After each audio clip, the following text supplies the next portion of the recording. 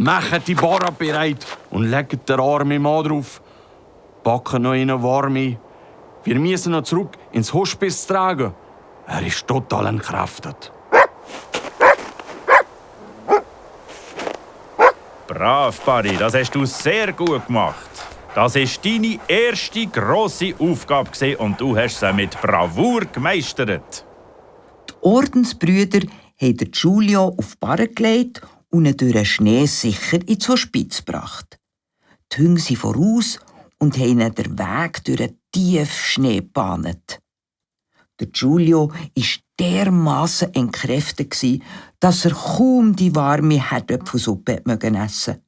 Am Schminenfeuer hat er sich aufgewärmt und ist schon gleich darauf ab ins Bett in einen tiefen, traumlosen Schlaf gefallen. Am nächsten Morgen war der Giulio viel besser zu Weg und hat zusammen mit den Ordensbrüdern zum Morgen genommen.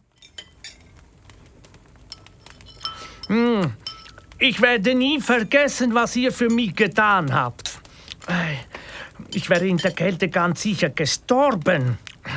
Du und dein Hund Barry haben mich gerettet. Ich danke euch aus tiefstem Herzen. Grazie mille. Wir haben nur unsere Pflicht erfüllt. Wir sind dafür da, Menschen wie dir zu helfen, die sich im Schnee verirrt haben. Es ist gefährlich hier oben in den Bergen, wenn man sich nicht auskennt. Und jeder Schritt kann über Leben und Tod entscheiden. Ich bin froh, dass wir dich gefunden haben und es dir jetzt wieder gut geht. Ich mache mich direkt nach dem Frühstück wieder auf die Weg. Oh, das Wetter ist gut, das muss ich ausnutzen. Begleitet ihr mich noch ein Stück? Was meinst du, Barry? Wollen wir noch ein bisschen mit dem Giulio mitlaufen? Und so haben sich die drei gemeinsam auf den Weg gemacht, bis der Giulio den Weg ins Tal sicher gefunden hat. Der Benno hat sich vom Giulio verabschiedet und ist mit dem Barry zurück ins Hospiz gewandert.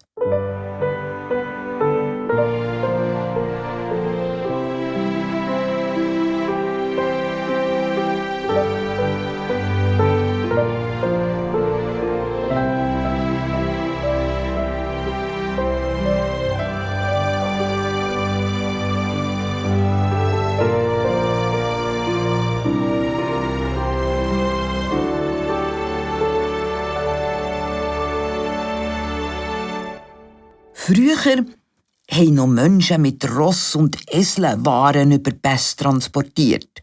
Das war sehr gefährlich und anstrengend. Komm, Fuss, Barry. Wir müssen raus. Eine Gruppe Lastenträger gehen über den Pass führen.